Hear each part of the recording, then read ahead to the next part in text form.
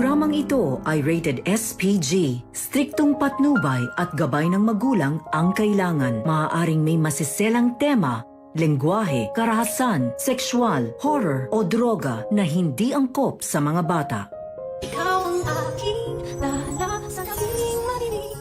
Ikaw ang Nakatakas na ng tuluyan si Moira at nakarating na siya ng Japan. Ano ang mangyayari kay Moira sa Japan?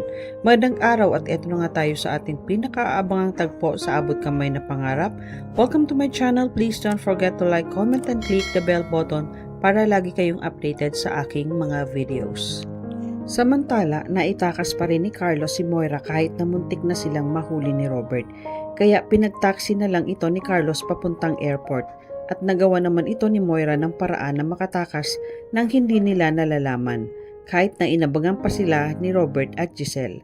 Nakarating na nga si Moira ng Japan at agad tinawagan ni Moira si Carlos para sabihin sa kanila na nasa Japan na siya. Kausap naman ni Carlos si Zoe dahil nag-aalala ito kay Moira kung nakaalis na ba siya ng bansa nang hindi nahuli ng mga pulis. Sinagod naman agad ni Carlos ang tawag ni Moira at ikinagulat ni Carlos na si Moira ang kausap niya. Tuwang-tuwa si Moira dahil natakasan niya sila Giselle at Robert.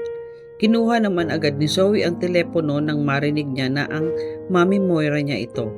Ipinagpasalamat naman ni Zoe na okay ang mami Moira niya. Sabi niya na nasa Japan na siya at nasa Mount Fuji area siya. Naitanong ni Zoe kung bakit siya nasa Japan at napatingin si Zoe kay Carlos at tinanong niya kung eto ba ang napag-usapan ninyo. Sabi ni Carlos na oo at sinabihan ni Carlos si Moira na kausapin niya na ang taong makakatulong sa kanya na magbabago ng identity niya dahil hinihintay na nito ang tawag niya. Masaya si Moira dahil ito na ang ticket niya raw para sa kalayaan niya at hindi na siya makukulong. At sinabihan niya si Zoe na tatawagan niya ito mamaya at nagpaalam na si Moira dahil magkikita sila nung taong kontak ni Carlos na tutulong sa kanya at umalis na si Moira. Sa kabilang dako naman, ikinalungkot naman ni Giselle at Robert na nakatakas si Moira kaya hindi nila ito matanggap at hindi sila papayag na matakasan sila ni Moira kaya nagpatawag si Giselle ng press con para sa lahat at ilagay nila si Moira sa wanted list. Ibinroadcast nila si Moira bilang isang kriminal at nakatakas at magbibigay sila ng pabuya kung sino man ang makakapagturo kung nasaan ito. Ikinagalit naman ni Zoe nang malaman niya ang ginawa ng tita Giselle at daddy Robert niya na ipinabroadcast ang mami Moira niya na isang wanted. Kaya agad niyang pinuntahan si Robert para kausapin. Nakita ni Zoe ang daddy Robert niya kaya agad niya itong tinawag at galit na galit. Sabi ni Zoe na bakit niyo po kailangan gawin ang ipabroadcast si mami sa buong mundo. Para ano, malaman ng buong mundo na isa siyang kriminal? Buhay pa naman si Lolo, wala pa naman siyang pinapatay. Bakit kailangan niyong gawin yun sa kanya? At napaiyak si Zoe dahil naaawa siya sa mami Moira niya. Sabi ni Robert na nakatakas ng bansa ang mami mo Zoe. Kailangan namin gawin ito dahil tinakasan niya ang mga kasalanan niya sa amin, lalong-lalo na sa lolo mo. Bakit? Ano ba ang gusto mong gawin namin ng tita Giselle mo? Napabayaan namin si Moira na makatakas at hindi pagbayaran ng mga kasalanan niya sa lolo mo? Galit na tinalikuran ni Robert si Zoe. Pinigilan naman ni Zoe ang daddy Robert niya. Sabi ni Zoe na pamilya pa din natin ang mami. Nakakahiya na malaman nila na nagkakagulo tayo. Inis na sinabi ni Robert kay Zoe na ginagawa namin ang lahat ng paraan dahil ang importante ngayon ay ang mahuli ang mami mo. At sabay tinalikuran ni Robert si Zoe. Walang nagawa si Zoe kundi mag-alala at mapaiyak na lang para sa mami Moira niya dahil nasa wanted list na ito. Samantala, sa Ace Reeds Hospital ay hindi naman mapakali si Carlos dahil naiisip niya na baka makita si Moira ni Annalyn at Lynette sa Japan. Dahil kasalukuyang nasa Japan din sila para sa seminar habang si Lynette naman ay pinasama niya para makapag-bonding ang mag-ina. Ipinag-alala ito ni Carlos kaya agad niyang tinawagan si Moira. Sabi ni Carlos na tinawagan lang kita para balaan ka na mag-iingat ka dahil naandyan din si Annalyn at Lynette sa Japan. Ikinabigla ni Moira ang sinabi ni Carlos at bigla siyang nag-alala na baka makita siya ng mag-ina. Sabi ni Moira na bakit mo ako dito dinala na alam mo palang nandito si Annalyn at Lynette. Sabi ni Carlos na wala tayong ibang choice dahil biglaan ang pagtakas mo. Ano ang gusto mo, mahuli ka nila? Huwag kang mag-alala dahil naandyan din ang kakilala ko na makakatulong sa'yo para magbago ka sa pagkakakilanlan mo.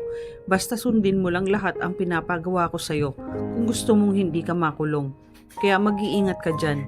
Walang nagawa si Moira kundi sundin lahat ang sinabi ni Carlos at ibinaba niya na ang tawag dito para kitain na ang taong sinasabi ni Carlos na tutulong sa kanya. Samantala, habang sila Lynette at Alanin naman ay namamasyal sa Mount Fuji kasama si Doc Lyndon dahil ipinangako ni Doc Lyndon kay Annalyn na dadalhin niya ito sa isang lugar na kilalang kilala sa Nagoya, Japan ay ang Mount Fuji.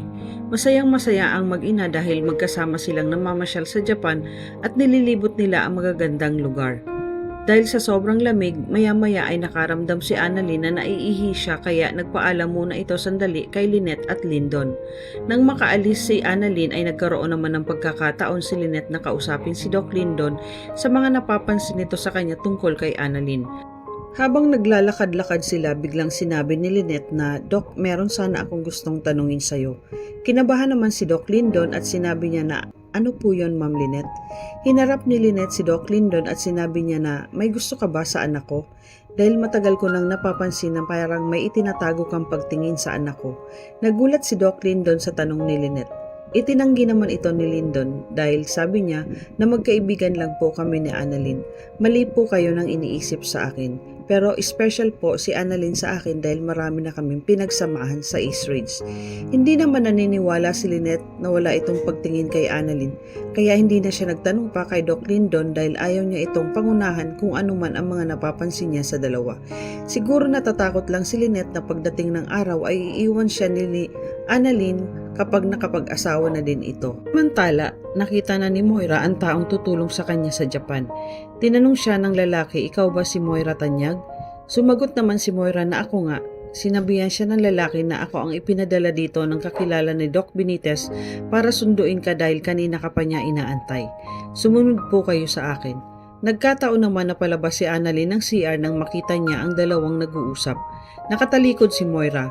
Napatigil si Annalyn at namukhaan niya si Moira ang kausap ng lalaki. Bago umalis ang dalawa ay lumingon muna si Moira para tingnan kung may nakakakita sa kanya dahil kabilin-bilina ni Carlos na mag-iingat siya dahil baka makita siya ni Annalyn at Lynette. Ang hindi alam ni Moira ay nakita na siya ni Annalyn. Agad naman napatago si Annalyn nang lumingon si Moira at nakilala niya ito.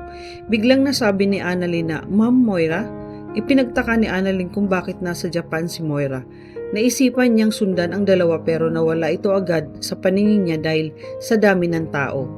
Agad binalikan ni Annalyn ang nanay Lynette niya at si Lyndon para sabihin na nakita niya si Moira dito sa Japan at may kausap itong isang lalaki.